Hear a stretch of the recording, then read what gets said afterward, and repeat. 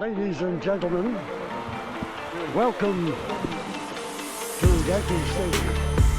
How's it going, everybody? I meant to get this out a little bit earlier this morning, but I woke up without internet, so it is what it is. We are back online now and everything functioning as normal. These first two games have been polar opposites of each other. You know, we had that 10-run performance in Game 1. Big night from Austin Wells with the 3-run home run, the double off the wall. Dominguez stealing third, scoring a run. And then last night, one of the worst offensive performances in Yankees history. This is from Katie Sharp. First time in Yankees history that they've gotten no runs, no extra base hits, and struck out 14 times in a single game. That's pretty pitiful. So tonight we're looking to Luis Gil on the mound. He's going for win number 14. He was exquisite in his first start back on the on Friday night against the Cubs. But unfortunately, the Royals are throwing a lefty up there against him, Cole Ragans, who's got a 3.33 ERA. And I suspect that he's going to give the Yankees a lot of trouble. This team just does not play well against lefties. And you know, it's weird because we got Judge, we got Stanton, Torres, Volpe, guys who you think would hit lefties. Soto hits lefties very well. But somehow when you put them all together, they don't hit lefties. And then Thursday we got the Red Sox coming to town. I'm excited to see what Clark Schmidt can do in his second start back from the injured list. He was great first time out on Saturday. We got Nestor pitching the next day, returning to the rotation after pitching great out of the bullpen, but then sounding a little bit upset that he had to move to the bullpen in the first place, that the Yankees have tweaked his routine a few times, you know, first on opening day and now this. But look, the Yankees have a good chance to win this division, but they've got to start hitting. They've got to play tighter baseball, offensively and defensively. 17 games left. And let's take a look at the standings here. Yankees 83 and 62. They're a half game up on the Orioles, who won last night. They're 10 games up on the Red Sox. Rays out of it. The Royals 80 and 66, 3.5 back in the AL Central. So they're playing hard, trying to win that division.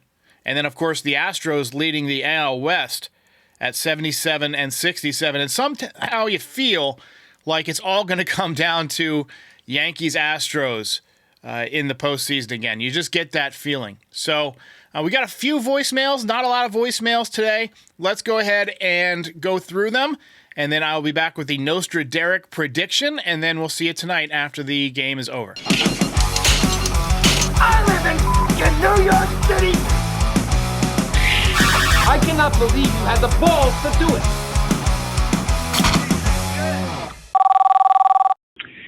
Hey, Derek. Good evening. This is JB from McKinney, Texas. Big Yankee fan. What I'm about to say is probably sacrilegious, but I believe that Aaron Judge is not what people make him cracked out to be, or make him out to what people believe he should be. Because during the regular season, yeah, he puts up all these world numbers, but take a closer look at his playoff numbers. 198 in the division series and 200 batting average in the championship series. The clubhouse can be like a zoo, and if a person's a leader, we keep those things under control. My God, I get so exhausted by these bizarre Aaron Judge takes. Has he been unbelievable in the postseason? No, but neither was Barry Bonds. You know, there's a lot of guys who've had trouble in the postseason. A-Rod had trouble. It doesn't make him less of a great player. A lot of it is, you know, how carefully you're pitched in the playoffs and who you have protecting you in the order. And the Yankees haven't had a lot of protection for Aaron Judge in his playoff appearances. Now, you talk about his otherworldly numbers. You just shrug them off. Oh, he's got these otherworldly numbers in the regular season, but whatever. His numbers are so ridiculous in the regular season that you wouldn't even get to the playoffs if it weren't for Aaron Judge the last few years. Where would the Yankees be without Aaron Judge? Go back and look at the second half last year when he was injured, how they played.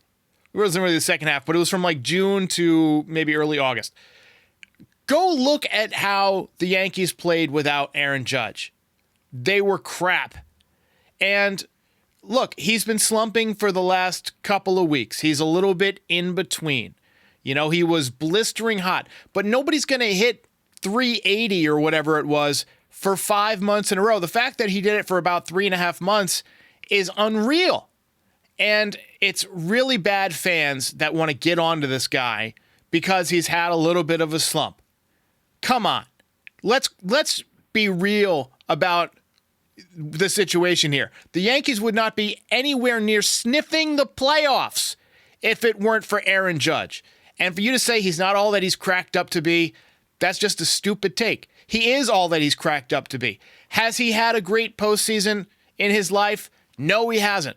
But, you know, his baseball career isn't over. And there's plenty of opportunities, hopefully, playing with the Yankees, that he's going to be in the playoffs. So sooner or later, he's going to have a monster series, just like A-Rod did, you know, just like Bonds did. You can't hold these guys down forever. But you've got to pitch to him, right? He needs a little bit of protection. And right now, I think he's a little bit tired because he's been playing center field all year. He's not supposed to play center field at his size. He should be the best right fielder in the game. That's who he should be. But the Yankees can't do that because Juan Soto plays right field. And the reason they have to do that is because of the Giancarlo Stanton deal back in 2018. That's the original sin that screwed up the roster. Now, Big G has had a nice year in terms of power production and so forth, but he's still hitting 230-something, and he still missed his month and a half with an injury. So, look, the Yankees have got to figure out a way to get Aaron Judge back into right field, to keep him fresh, to be able to DH him more, maybe trade off with Juan Soto. If that means getting Giancarlo Stanton off the roster this offseason, much rather have Juan Soto than Giancarlo. And you might be able to get something for Giancarlo because of the power he has put up this year. But attacking Aaron Judge for the Yankees' recent problems, just not a good take. Yeah, Derek, Robert. Another lousy game, bad loss, shutout on 3 innings. What can we say? Team ain't going nowhere, I'm sorry. I'm going to say it again. He ain't going nowhere. Robert calls in after every tough loss and says the Yankees aren't going anywhere. I hear you, Robert. I hear you. But look, it's one game. The league is, showing a lot of parity this year. Every team is having issues. The Orioles have had issues. A lot of their offensive numbers have fallen off. Their pitching hasn't been great, especially in the bullpen. The Royals, we just beat their ass 2 days ago. Didn't hear you calling in saying they wouldn't go anywhere then. So they got shut down last night by a pitcher who threw the game of his season. A guy who's had a really good year, by the way, ERA under 3 now. Throws 9 different pitches. Yeah, he shoved.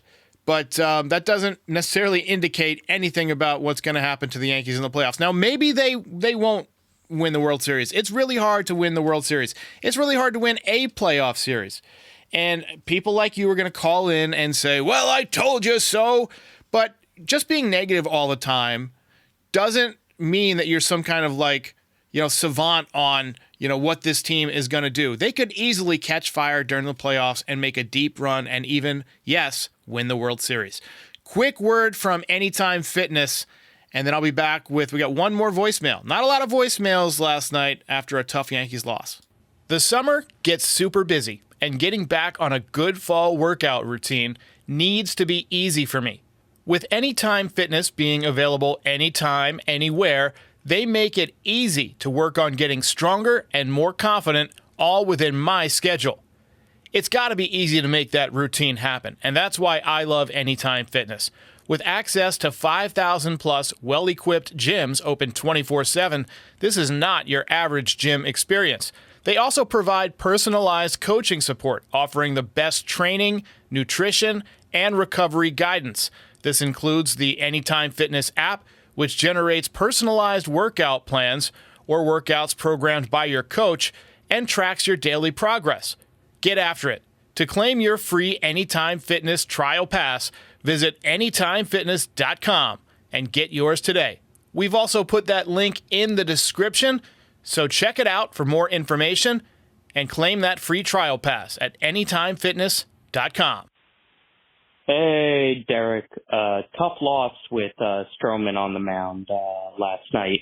I know Heel came up to replace Cole, and he's starting tonight, but it's safe to say our playoff rotation should be Garrett Cole, Luis Heel, and Clark Schmidt.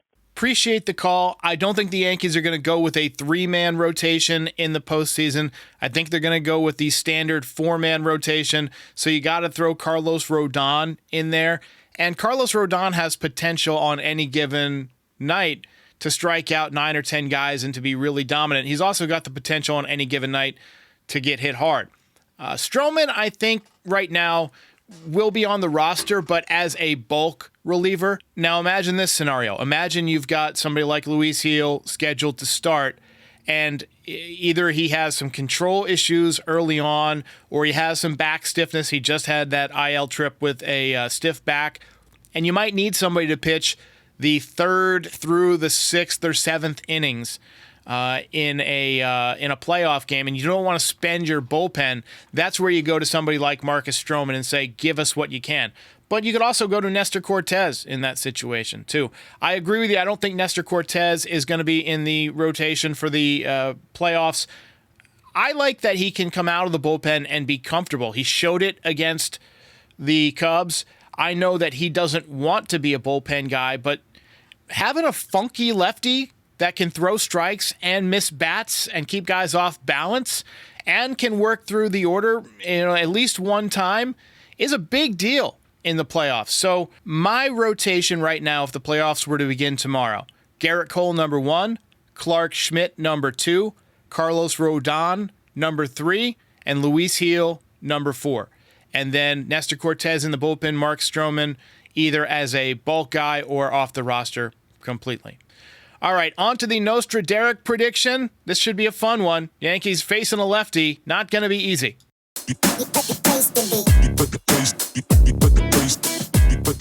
All right, my prediction tonight.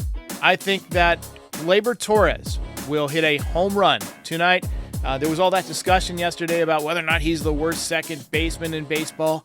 I think he's going to take that personally. I think Gleyber Torres going deep tonight for the Yankees as they look to take the rubber game. We'll see you after the game with the postgame show. Ball game over.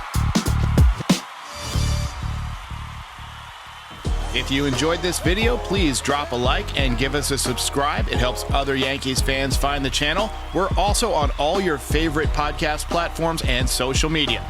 Join the community, have some fun. We're here after every game. This is Pinstripe Territory.